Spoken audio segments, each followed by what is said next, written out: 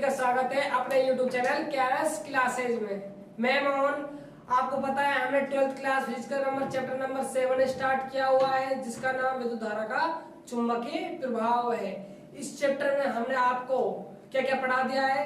विद्युत धारा का चुंबकीय प्रभाव पढ़ा दिया था, और स्टेट का प्रयोग पढ़ा दिया, चुंबकीय क्षेत्र पढ़ा दिया, चुंबकीय क्षेत्र की दिशा ज्ञात करने के नियम पढ़ा दिए, और इससे जो पहले वाली वीडियो थी उसमें हमने आपको बायो-सावर्ट का नियम पढ़ा दिया था। तो बायो-सावर्ट का जो नियम था आपको याद हो तो बायो-सावर्ट ने किसके लिए नियम दिया था? धारावाही चालक तार का नियम दिया था कि उसके कारण कितना चुंबकीय क्षेत्र का परिमाण उत्पन्न होता है। वहां से उन्होंने एक फॉर्मूला निकाला था। क्या फॉर्मूला था? D बराबर ν0 अपॉन 4 पाई आइडियल साइन थीटा बटा r स्क्वायर। क्या लिया था? चालक तार लिया था। मैं आपको रिवाइज कराता हूँ एक बार और, ठीक है। थीटा एंगल था यहाँ पर, ये r दूरी थी, यहाँ बिंदु P था। इसमें क्या प्रवाहित कर रही थी? I धारा प्रवाहित कर रही थी। देखो दोस्तों, वहां पर लिखवाया नहीं था, आप ध्यान दो एक बार। देखो यदि मैं दिशा की बात करूं, यहाँ पर चुंबकीय क्षेत्र की दिशा कहाँ होगी?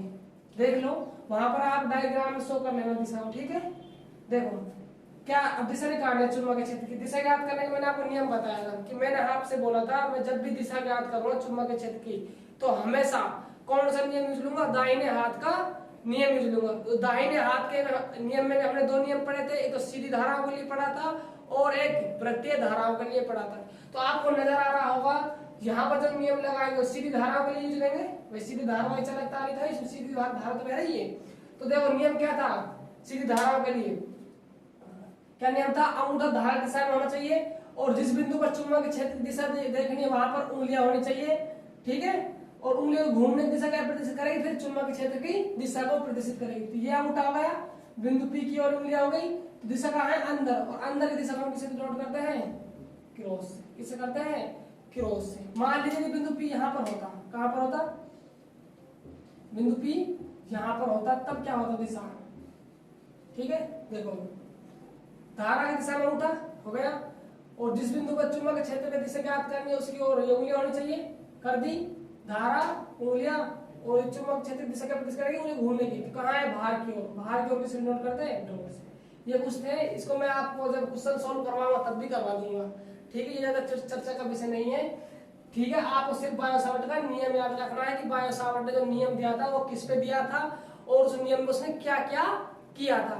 तो उसने किसके लिए दिया था? चालक तार के लिए दिया था अनंत लंबाई के, और उसमें क्या लिया था? अल्पांश लिया था और किसी बिंदु लिया था, वहां r दूरी पर एंगल थीटा लिया था। सिर्फ ये बात आपको याद रखनी है। अब जवाब क्या होता है? बायो-सावर्ट ने नियम तो दे दिया, और जिन जिन चीजों पे अपना नियम लागू किया बताया कि इनसे हम किसी भी उपकरण क्या निकाल सकते हैं? चुंबकीय क्षेत्र निकाल सकते हैं। तो वह किसके अंदर आते हैं? बायो-सावर्ट के नियम के अनुप्रयोग के अंदर आते हैं। तो आज हम डिस्कस करेंगे बायो-सावर्ट के अनुप्रयोग। तो देखो दोस्तों, पहली हेडिंग क्या है? हेडिंग डाल लीजिए बायो-सावर्ट के अनुप्रयोग। हेडिंग है आपकी बायो-सावर्ट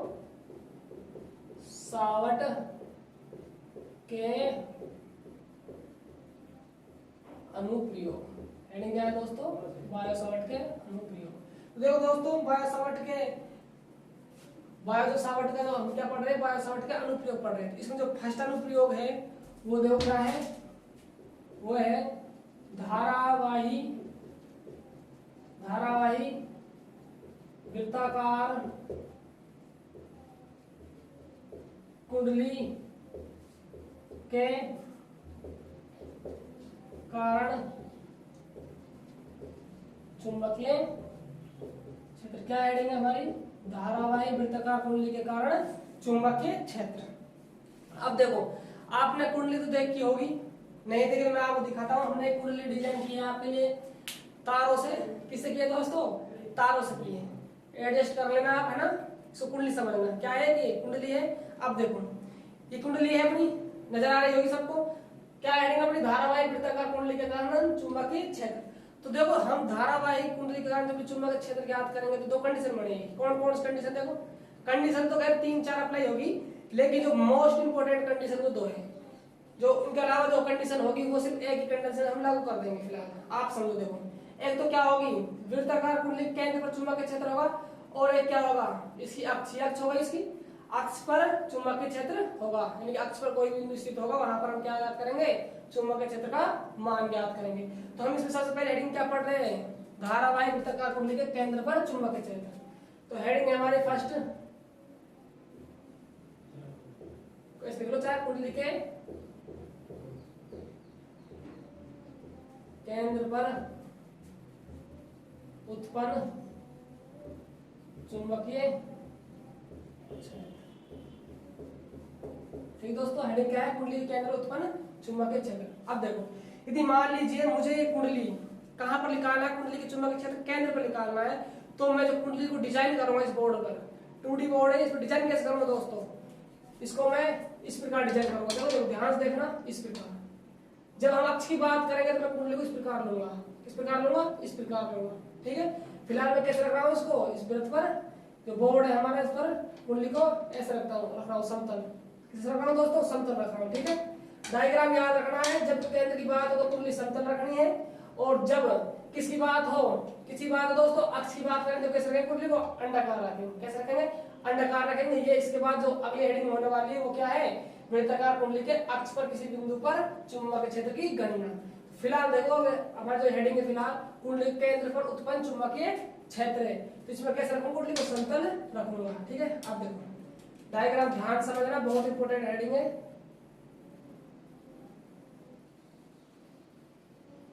ये अपने क्या बन गई, वृत्ताकार कुंडली बन गई। यदि धारा प्रवाहित करा दो इसमें, धारावाही कुंडली है तो धारा इस प्रकार आई, यहाँ से प्रवाहित हुई, यहाँ पर निकल गई। आप बैटरी कनेक्ट कर सकते हो इसमें, उससे कोई प्रॉब्लम नहीं है। ठीक है, धारा प्रवाहित हो रही है। ठीक है दोस्तों, अब देखो आप कहां पर चुंबकीय क्षेत्र गणना करनी है, केंद्र, इसका सेंटर मान लो क्या है, ओ है। क्या है सेंटर, ओ है। ठीक है, अब देखो जब भी हम बायो सावर्ट का नियम का अनुप्रयोग पढ़ रहे हैं, तो बायो सावर्ट ने क्या लिया था, एक अल्पांश लिया था, तो हमें क्या लेना होगा, यहाँ पर एक अल्पांश लेना होगा। तो मान लीजिए मैंने एक अल्पांश यहाँ पर ले लिया, जो अल्पांश लिया है उसके लिए मैं क्या मान ली, मैंने डीएल मान ली। क्या मान ली दोस्तों, डीएल मान ली। और ये बिंदु अल्पांश कितनी दूरी पर होता है भाई, स्मॉल आर दूरी पर होता है। कितनी दूरी पर होता है, स्मॉल आर दूरी पर होता है। और एंगल बनाता है, क्या बनाता है, एंगल कितना बनाता है, थीटा एंगल बनाता है। अब बताओ जो यहाँ पर जो एंगल बनने वाला है वो कितना बनेगा। भाई वृत्ताकार कुंडली ले ली, केंद्र हो गया, केंद्र हमें क्या ज्ञात करना है, चुंबकीय क्षेत्र ज्ञात करना है। और कुंडली पर अल्पांश ले लिया डीएल, आर दूरी पर स्मॉल आर दूरी मान देते हैं ना वहां पर बिंदु की। और थीटा कितना होगा, देखो ध्यान से देखना, ये कुंडली हमने वृत्ताकार, ये अपना सेंटर हो गया। मान लीजिए मैंने यहाँ अल्पांश लिया, कहाँ लिया अल्पांश, यहाँ पर लिया। अब मैंने यहाँ पर अल्पांश लिया और ये दूरी हो गई, यहाँ से हो गई, नजर आ रही होगी आपको। देखो ये हो गया इसका केंद्र हो गया, यहाँ मैंने अल्पांश लिया, जहाँ मेरी उंगली है, ये उंगली ये वाली है ना। ठीक है, तो यहाँ से जो एंगल ये अल्पांश हो गया, ये बिंदु हो गया केंद्र का, ये दूरी कितनी हो गई, स्मॉल आर हो गई। तो यहाँ पर एंगल कितना नजर आ रहा है दोस्तों आपको, 90 डिग्री आ रहा है, 90 डिग्री। तो जो यही इंपॉर्टेंट है, जो एंगल कितना होगा भाई, 90 डिग्री होगा। बात समझ आई, एंगल कितना होगा, 90 डिग्री होगा। ठीक है, अब देखो मैं इसकी हिंदी लिख देता हूँ, हमने क्या क्या किया है। देखो देखो लिख रहा हूँ, चित्र में ध्यान समझना, चित्र में एक धारावाही वृत्ताकार कुंडली को प्रदर्शित किया गया है। धारावाही क्यों कह रहे हैं कि इसमें क्या फ्लो हो रही है, धारा प्रवाहित हो रही है। आगे देखो दोस्तों, नियम से है ना। अब देखो आगे भाई, अल्पांश का कितना होगा चुंबकीय क्षेत्र बायो सावर्ट के हिसाब से, डीवी बराबर न्यू नॉट अपॉन में 4 पाई आई डीएल साइन थीटा बटा स्मॉल आर स्क्वायर, ये होता है बायो सावर्ट के हिसाब से। ठीक है, लेकिन दोस्तों अभी हमें क्या है, जो ये वृत्ताकार कुंडली है, इसकी जो रेडियस कितनी मानी है, यहाँ से आप जो मान लो क्या है, इसकी कैपिटल आर है। तो हम बोल सकते हैं कि जितनी दूरी आर है उतनी आर है, तो कह सकते हैं आर स्मॉल आर बराबर कैपिटल आर होगा। होगा नहीं होगा, यदि होगा तो देखो आगे म्यू नॉट अपॉन 4 पाई आई डीएल। यदि ये एंगल की बात भी कर लो, यहीं पर थीटा की किसी बात कर लो, थीटा। तो दोस्तों थीटा कितना है यहाँ पर, देखो 90 डिग्री है, 90 रख दीजिए, थीटा क्या है यहाँ पर 90 डिग्री। तो साइन 90 डिग्री बटा स्मॉल आर से क्या रखना है, कैपिटल आर, क्या हो जाएगा, कैपिटल आर स्क्वायर। और आगे देखो दोस्तों, डी बराबर म्यू नॉट अपॉन 4 पाई आई डीएल। तो साइन 90 क्या होता है, साइन 90 1 होता है, इसकी वैल्यू 1 हो गई, 1 से गुणा होगा तो ये आ जाएगा बटे में आर स्क्वायर। ये तो किसके कारण हुआ, चुंबक का क्षेत्र वृत्ताकार कुंडली उसके छोटे से अल्पांश के कारण हुआ, डीएल के कारण। यदि मैं संपूर्ण के लिए बात करूं, संपूर्ण कुंडली के कारण उत्पन्न चुंबकीय क्षेत्र, देखो अगला देखो, संपूर्ण कुंडली के कारण, है ना, संपूर्ण कुंडली के कारण। अब देखो दोस्तों, यहां से चालू होता है ना संपूर्ण कुंडली का कैसे लिखा है। देखो हमने कल 5 लिया, यहाँ ध्यान हो तो आपके, ये उंगली थी मेरी, मैंने 5 माना। अब देखो जो ये वृत्ताकार कुंडली बनी होगी पूरी कंप्लीट नजर आ रही है आपको, ये वृत्ताकार जो कुंडली बनी होगी ये छोटे छोटे अल्पांशों से मिलकर बनी होगी ना, छोटे छोटे अल्पांशों से। यदि हम इन सभी अल्पांशों को जोड़ देते हैं, यदि हम सभी अल्पांशों को जोड़ देते हैं तो एक कंप्लीट धारावाही वृत्ताकार कुंडली कारण चुंबकीय क्षेत्र आ जाएगा, नहीं आ जाएगा भाई, आएगा नहीं आएगा, आएगा ना। और जब भी हम कभी भी किसी चीजों को जोड़ते हैं, आपस में ऐड करते हैं, तो हमेशा क्या करते हैं फिजिक्स में, समाकलन करते हैं। क्या करते हैं दोस्तों, समाकलन करते हैं। तो क्या करना है, इसका समाकलन करना है। तो समाकलन कैसे होगा, डीवी का समाकलन बराबर म्यू नॉट अपॉन 4 पाई कांस्टेंट राशि है, आई कांस्टेंट है, आर स्क्वायर कांस्टेंट है, बात किससे होगी, सिर्फ डीएल की, इसलिए दोस्तों डीएल की। अब देखो आगे, देखो आपने पढ़ा होगा समाकलन में अचर का समाकलन क्या होता है, जैसे मैं आपको एक्सप्लेन करता हूँ। यहाँ पर देखो, मान लीजिए मैं dx का समाकलन करना है, किसका समाकलन करना है, मुझे dx का समाकलन करना है। तो यहाँ पर कुछ नहीं, मैं 1 मान सकता हूँ, मान सकते हैं ना 1, ठीक। अचर का समाकलन क्या होता है दोस्तों, जिसके सापेक्ष कर रहे हो, जो पीछे वाला होता है उसके क्या लिख देते हैं, x + c करते हैं, यही करते हैं समाकलन में, ठीक है। और अवकलन में क्या होता है, अचर का अवकलन शून्य होता है, अवकलन शून्य होता है, समाकलन जिसके सापेक्ष करते हैं वो आता है। तो यहाँ पर क्या बाहर निकल जाएगा, b बाहर निकल जाएगा, म्यू नॉट अपॉन 4 पाई आई बटा में आर स्क्वायर। अब देखो डीएल, अब डीएल क्या है, अल्पांश की लंबाई है। अब करना है डीएल का समाकलन। अब देखो, अब यदि मैं डीएल का समाकलन कर रहा है, इसका मतलब क्या है, डीएल लंबाई आपस में अल्पांशों को सभी को जोड़ रहे हैं भाई। समाकलन मतलब क्या है, जोड़ना। किसको जोड़ रहे हैं हम, डीएल लंबाई को। ये भी डीएल लंबाई, यहाँ DL DL DL DL DL, बहुत सारे डीएल आपको नजर आ रहे होंगे इसमें। यदि मैं सभी को जोड़ दूंगा तो कंप्लीट डीएल का समाकलन हो जाएगा। और ये जो कंप्लीट यदि जोड़ोगे तो आपको शेप नजर आ रही होगी। ध्यान से देखो मित्रों, क्या शेप नजर आ रही है आपको, अरे बताओ मेरे बाबू, शेप क्या नजर आ गई है, एक वृत्त की परिधि नहीं बन गई क्या, बन गई ना वृत्त की परिधि। और वृत्त की परिधि का फॉर्मूला क्या होता है, 2 पाई आर, 2 पाई आर। आर क्या होगी, वृत्ताकार कुंडली की रेडियस, यानी इस वृत्त की रेडियस। रेडियस क्या मानी हमने, कैपिटल आर मानी, ठीक है। अब देखो कुछ कट रहा है, कैंसिल आउट कर दो। देखो कुछ कट गया, हटो, पाई ने पाई को मार दिया, ठीक है। 2 ने 4 को 2 बार मार दिया, एक आर ने आर को मार कर खत्म कर दिया, तो आर स्क्वायर को 1 बार, ठीक है। बचा क्या, सिर्फ b बराबर म्यू नॉट आई अपॉन देखो 2r, क्या बचा, 2r। देखो सेंटर में लिखा है, तो हम क्या लगा देंगे नीचे, केंद्र। किसकी बात कर देंगे, केंद्र की।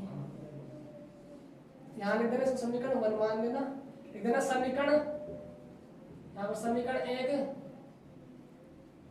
कुंडली के केंद्र पर उत्पन्न चुंबकीय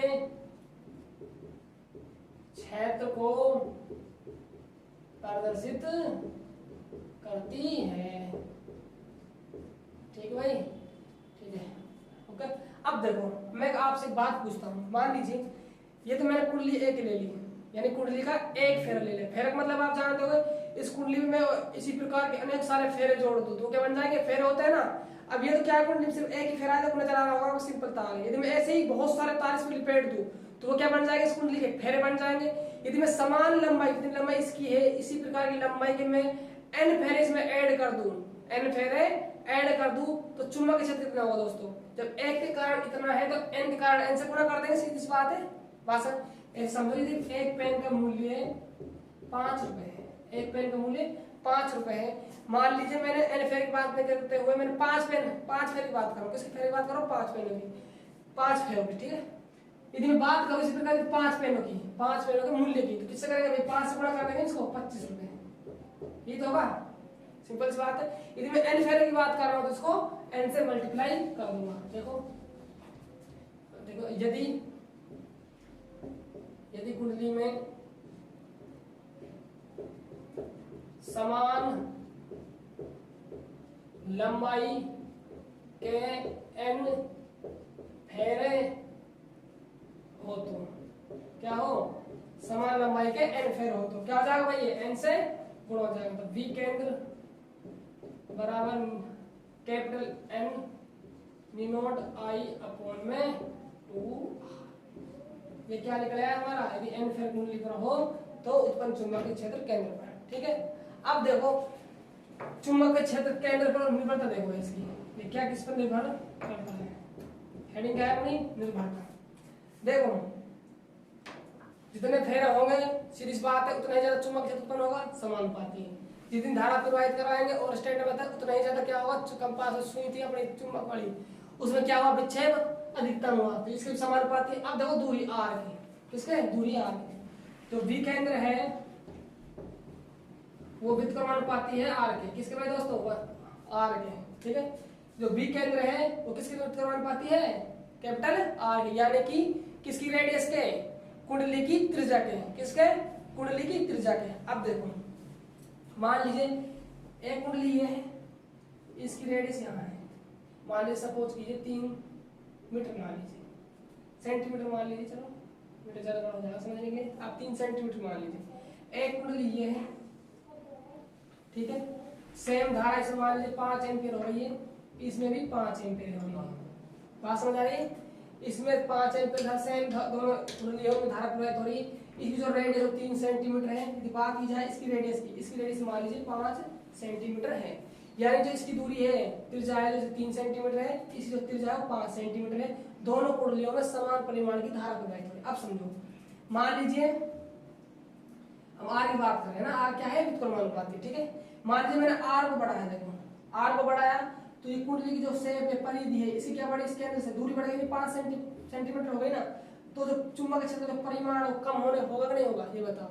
मैंने तो ये 5 सेंटीमीटर बढ़ाई, ठीक है, तो यहाँ से जो परिधि है उसी जो दूरी बढ़ गई, जैसे दूरी बढ़ गई तो चुंबक क्षेत्र का जो मान है वो क्या हुआ, कम हो गया। इसमें देखो आगे, यदि मान लीजिए मैंने 3 सेंटीमीटर ली, अब जो परिधि से सेम धारा वाली 5 एम्पीयर, अब क्या होगा, ये 3 सेंटीमीटर है, जो केंद्र है इसका वो क्या होगा, 3 सेंटीमीटर नजदीक हो गया, क्या होगा, इसके पास हो गया। और जितना पास होगा भाई, चालक तार तो है कुंडली, इसको यदि आप ब्रेक कर दो बढ़ा सकते हो चालक तार, सीधी बात है, चालक तार ही तो है। और रोलस्टेड ने क्या बताया था, चालक तार से जितना दूर जाओगे उतना ही चुंबक क्षेत्र के मान में कमी आएगी, ये तो बताया था भाई।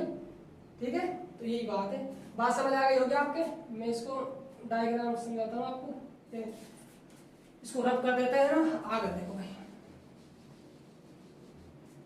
आगे देखो, डालो आ जाओ। ठीक है भाई, ये मान लीजिए V केंद्र है, चुंबक क्षेत्र जिस पर समय x अक्ष y अक्ष मान लीजिए, कुछ भी मान लीजिए ना, और ये क्या है, R को दर्शा रहा है। तो R क्या है, व्युत्क्रमानुपाती। तो व्युत्क्रमानुपाती डायग्राम कैसा आता है, बढ़ते बढ़ते फिर घट जाएगा। ठीक है, इस प्रकार बात समझ आई। अब देखो ये तो हो गया सेकंड फर्स्ट पॉइंट। अब देखो सेकंड पॉइंट, यदि बात करूं V केंद्र, ये क्या है, 1/r क्या है, समानुपाती। ये किसके है, 1/r के समानुपाती है, और r क्या है, व्युत्क्रमानुपाती है। अब देखो डायग्राम, जब समानुपाती होता है दोस्तों तो क्या होता है, V केंद्र है ये तो, और ये r है, समानुपाती मतलब इस बात समझ आई। यहाँ दिखाना चाहो दिखा दो, दिखा नहीं चलो इससे कोई फर्क नहीं पड़ेगा, यहाँ लिख दिया ना। ठीक है, तो ये दोस्तों ये क्या हो गया है, V केंद्र R क्या होगा, व्युत्क्रमानुपाती, और 1/r क्या होगा, समानुपाती। तो ये हमारा टॉपिक था आज का, बायो सावर्ट का अनुप्रयोग, जिसमें हमने फर्स्ट पढ़ लिया है धारावाही वृत्ताकार कुंडली के चुंबक क्षेत्र किस पर, केंद्र पर तो पढ़ लिया है। अगली हमारा जो लेक्चर होगा उसमें हम आप क्या पढ़ाएंगे, क्या पढ़ाएंगे दोस्तों, धारावाही वृत्ताकार कुंडली की अक्ष पर किसी बिंदु जो स्थित होगा वहां पर चुंबक क्षेत्र का मान कितना होगा। तो दोस्तों आपको सबसे पहले क्या क्या करना है, आज जो मैंने आपको चुंबक क्षेत्र की दिशा ज्ञात करने जो नियम पढ़ाए थे आप उनके ऊपर जरूर देख कर आना, जो अगला टॉपिक है वो इसी पे ही आधारित है। ठीक है, तो मिलते हैं नेक्स्ट वीडियो में, बाय बाय, टेक केयर। आप इसका स्क्रीनशॉट ले लीजिए।